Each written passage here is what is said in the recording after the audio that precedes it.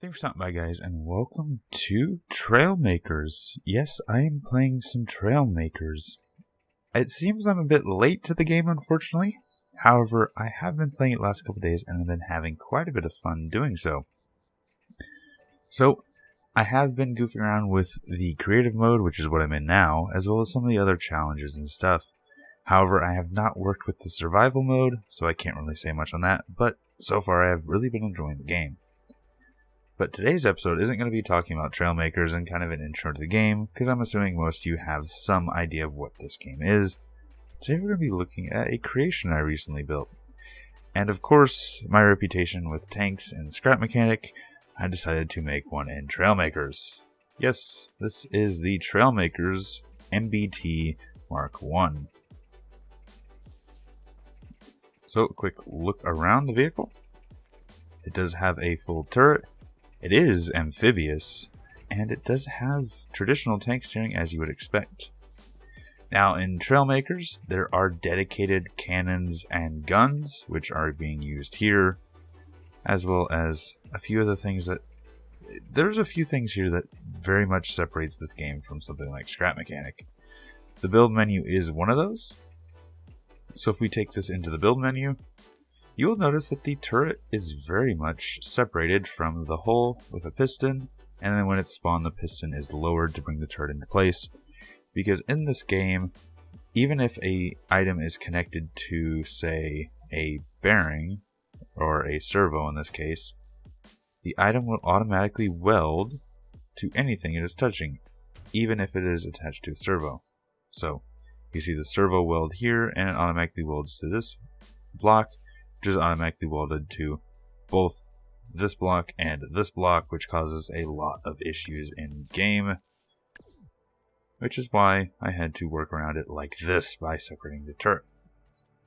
Now, with that out of the way, talking about how I was able to get the turret to work, let's go ahead and take this vehicle for a quick drive and have a bit of fun with it.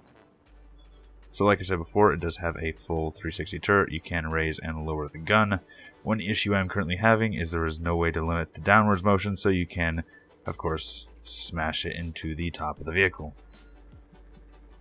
However, with it lifted, you can spin full 360.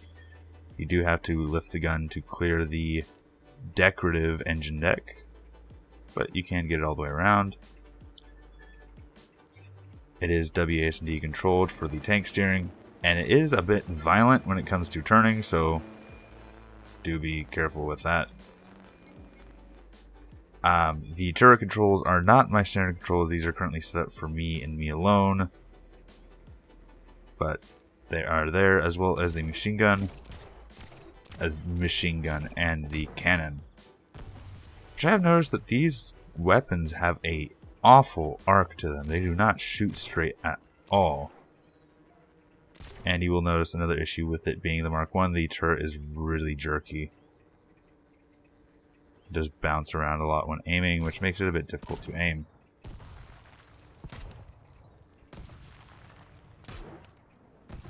There we go, we killed the chicken. So, other than just shooting things, let's kind of show off its ability to traverse some terrain. First off, I do want to show off its amphibious capabilities, so let's go ahead and bring it down into some water. Be a little bit slow so we don't submerge, and we submerged anyways. So if you do submerge your seat in the game, it will kick you out, but it will float back up anyway, the tank will at least, so you can get back in it. And there we go, taking a little bit of water and being able to get out with relative ease. But it isn't just for crossing small ponds. You can go on some really deep water with this because it is just floats underneath the tank with some engines propelling it with some nice, I think nice, little engine shrouds there at the rear. Now, the camo itself, the camo color choice really isn't specialized for the sand. I do have an orange variant, which I will show off shortly. But I did like the green with some of the areas in this map, especially the lusher areas and this muddy area, which I'm heading to now. It really blends in quite well.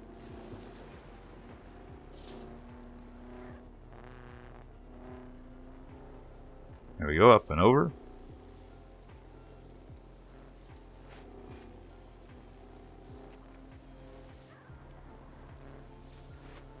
And down into the trees down here. Now this area is coated with mud, so it is very hard to control this. Tree, wham. You can just press R, repair real quick. And of course, because we're trying to be stealthy, we can go ahead and press L to turn off the lights. And from here, we're actually quite hidden, I think, at least.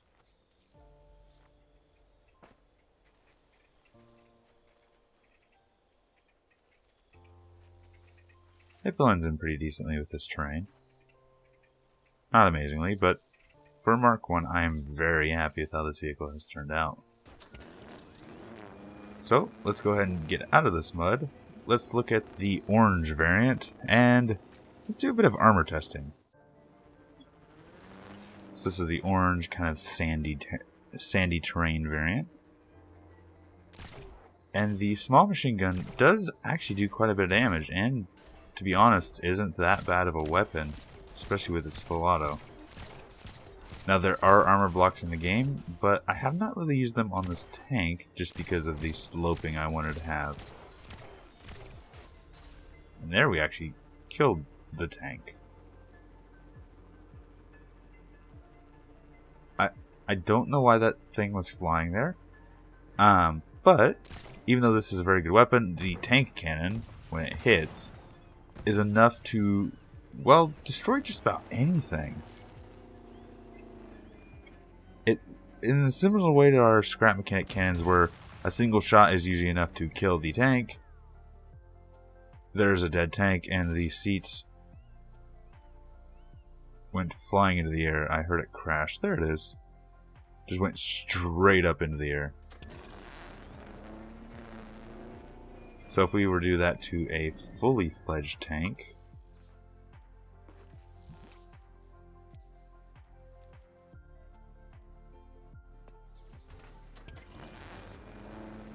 just with the tank cannon on its own,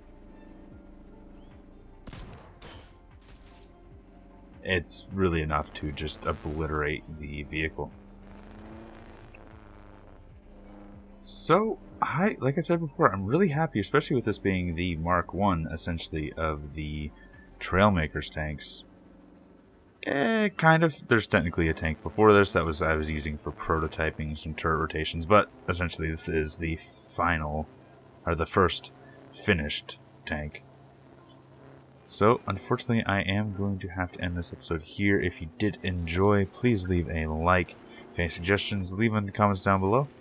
Enjoy the channel, enjoy what I'm doing, please subscribe, it helps out a lot. And right now, shares help the channel most, so if you do want to help the channel, please share this episode with a friend. Thanks for stopping by, thanks for sticking around, and until next time, peace.